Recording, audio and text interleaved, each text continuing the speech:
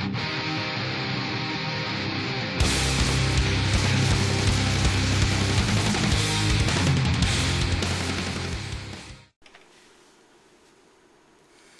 going on, MMA fans? I'm back to do my MMA Corner number 26 video, sponsored by Revolt Renegade clothing. As always, make sure to check them out. They make great MMA apparel as well as extreme sports. And, you know, as I always say, when you support these MMA clothing companies, you're helping to support MMA. Alright, going to go over some topics that were sent to me, some very, very good ones. I apologize if I butcher your name. I'm not, intending to do so. And as always, if I don't get to your topic on this MMA Corner segment, do not fear. I will be on the next one. Okay, the first one is from Andrew Arbogast 1. What is left for Andrei Arlovski? Many people believe that Arlovski has a glass jaw or a glass chin. Of course, he's been knocked out, by Pedro Hizzo, Tim Sylvia, Fedor, Brett Rogers most recently. I really don't know what his plans are as far as where he wants to go. He's probably still going to be involved in MMA at some form or level. He's been trying to get involved with some, side projects. I heard he was actually at Comic-Con coming up here soon. If not, it just happened. I'm not exactly sure if he just went up to it. But nonetheless, I don't think you're going to see him in boxing. I think more or less he'll be involved in MMA. What will, the involvement be? Is he going to retire? Who knows? I think he's still got some good fights left in him. We'll have to see how that plays out for him. Thanks for the topic. Jag C3VE wanted me to talk about, is this the best year for MMA? Man, this has been a crazy year so far. It only continues to get better. Will it be considered the best year? Last year was absolutely nuts. Probably one of the best years we've had here in the past 5 or 6 years for MMA. This year might come close to rivaling that. We'll have to see how the rest of it plays out. But it is definitely so far been an amazing year. From Zaromskis winning, the welterweight Grand Prix to, so many other things. Will Fedor sign? By this time that this video goes up, you have already heard or you already know that this this situation with Fedor possibly signing with the UFC is not going to go down, just because of the co-promotion end of it with M1. Fedor had his press conference today, and it's not going to happen. So, no, I don't think it's going to happen. I don't think it's ever going to happen. I don't think we'll ever see Fedor fight in the U.S. again, and that's just my opinion personally. Thanks for the topic. Conky8 wanted me to talk about Carwin Velasquez. Who possesses the best threat to Brock Lesnar? I would probably have to say that all around, just based upon sheer size and wrestling pedigree, and even with his hands and knockout power, we'd have to say Shane Carwin.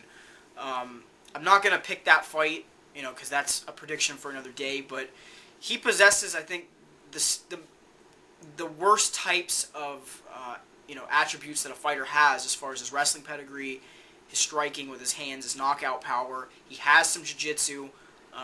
So that is something that's definitely scary against Lesnar. So that would be the guy that I would say has the most threats, against Brock Lesnar. Cain Velasquez is a little bit smaller. He does have some decent striking skills. He does have very, very good wrestling. His jiu-jitsu is decent. Both these guys are almost, equal on the level of the jiu-jitsu playing field. But nonetheless, I would have to say Shane Carwin, just in my personal opinion. Thanks for the topic. The Chris Kroll wanted me to talk about Anderson Silva. He's contemplating retirement after his contract expires with the UFC. I've heard about this. What do I think about that?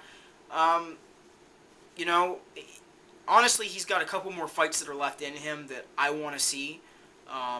One of which has got to be Yushin Okami. That fight has to happen. Will it happen in the UFC? Will the UFC give Okami a title shot?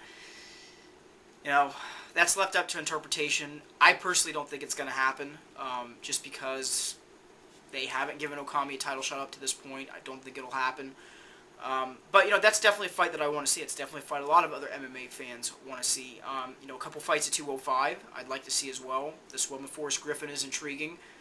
Maybe some other ones. But, after that, after, he's fought a couple of those fights, and I think he's only got 2 fights left, if not 1. I can't remember if it's 1 or 2 fights he's got left on this current contract. If he decides to retire, he's done some amazing things in the middleweight division. So, will he go down as the best fighter of all time? No. Will he go down as one of the best fighters of all time? Most definitely. So, thanks for the topic.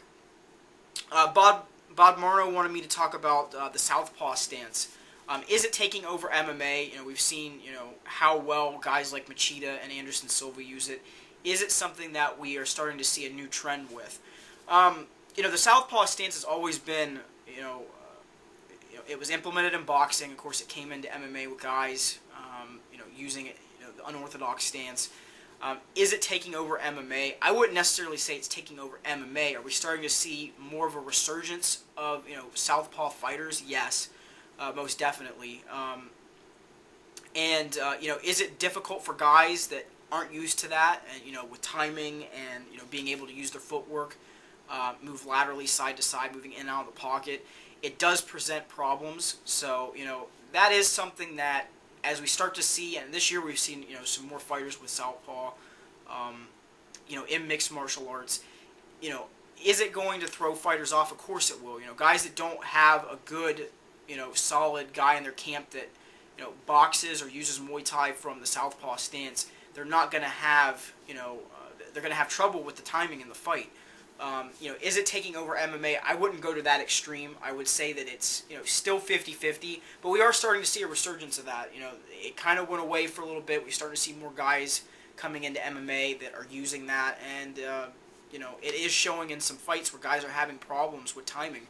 Machida's a perfect example, where, he throws different looks because of that, and guys just cannot adjust to that because of the way that he uses that stance. Not only the southpaw stance, but the karate stance that he uses. So, thanks for the topic.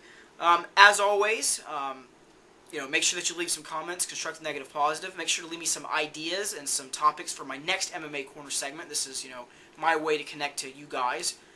Make sure to send them in the form of a message with the subject being MMA Corner, and I'll be sure to get to that on my next segment. So, on that note, you guys have a great day.